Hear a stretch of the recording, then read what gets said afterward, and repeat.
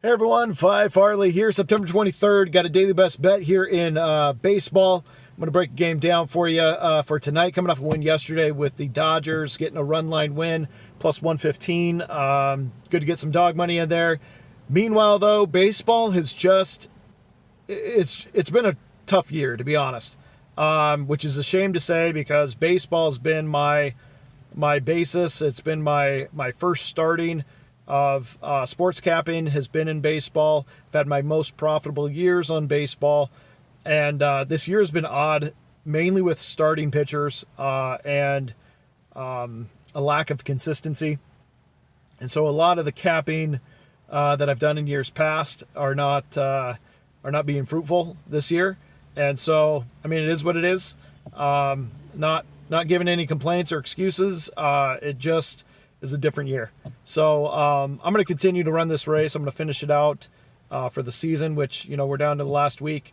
But I'm also looking forward to football that was profitable last year and look to have another year of profitable football betting. So you can check that out. Those are going to be posted. They'll be posted this week, starting tomorrow on Patreon through the weekend for all my football plays. And then as soon as baseball wraps up, it'll be on the rest of my tiers for Patreon as well. So you can check those out. But until the end of the baseball season, here we go. Best bet, like I said, coming off a win yesterday with the Dodgers. Looking to roll back with another win today on a series that I like, on a side I like, and a lot of sharps like this side as well. But I will say, to be honest, sharps were on the opposite side yesterday, and so was I, and it didn't come through. That was the Orioles side yesterday behind Aiken as their starting pitcher going against Pavetta, who was off the DL for the Red Sox. Didn't work out at all. Ended up being an 8-5 final, 8-3 final for the Orioles. But today I'm switching, going over to the Red Sox. Here we got Eovaldi up on the mound, going up against the rookie Dean Kramer, getting his opportunity. Thanks to a very odd season, like I mentioned, with starting rotations. Eovaldi has really started to he's starting to get warmed up into the season. His last couple starts have been absolutely dynamite. Eovaldi's got the kind of stuff of an ace pitcher, and really would have been in that position had the Red Sox been in any kind of contention, which they're not.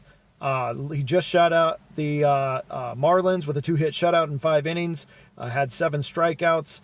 Right before that, the Tampa Bay Devil Rays, 3 innings, 3 hits, 1 run, a solo home run. Before that, these same Baltimore Orioles, 7 innings, 5 hits, also again a solo home run. He faced Baltimore earlier in the season at home, 6 innings, 5 hits, 1 run, no home runs. It was a 13-2 victory.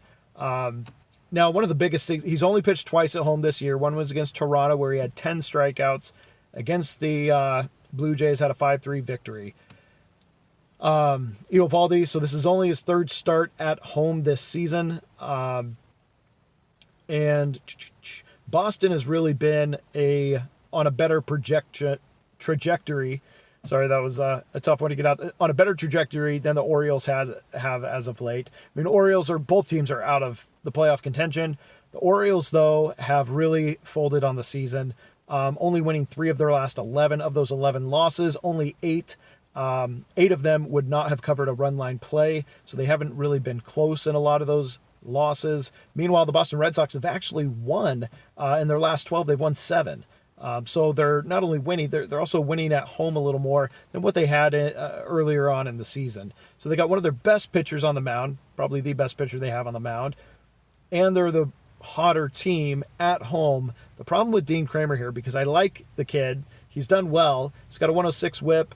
He's got 20 strikeouts in just 16 innings, hasn't given up a home run yet this season, is he's going into Fenway. Fenway's a tough place. It can really ruin pitchers, much like Coors Field. It can be very frustrating to pitch in, and hitters can tee off and get a lot of doubles off of a pitcher who otherwise would be a pretty good starter. So I think this is going to be a tough place for him to play. I think the Red Sox are going to tee off on him, break him in a little bit as he's very young, and Eovaldi is going to continue his hot streak that he has right now. Little fun fact about this one: Kramer, Eovaldi, In 42 innings for Eovaldi, he has less walks, 6, than Kramer does in his 16 innings, 9. Averaging 3 walks per game does Kramer. That could get him into trouble as well. We'll see if the Red Sox can capitalize on that. I'm going to take a run line play here with the Red Sox to get the job done at home at a plus 125. But I think the Red Sox are the hotter team. I think they get the job done. Each one of these games between the Orioles and Red Sox at home have had high totals. I think the lowest total they've had was 9 so far collectively. So I think the Red Sox are going to score as they have in this series, especially in Fenway. So I'm going to take the run line plus 125. All right, good luck everyone today, and we'll see you again soon.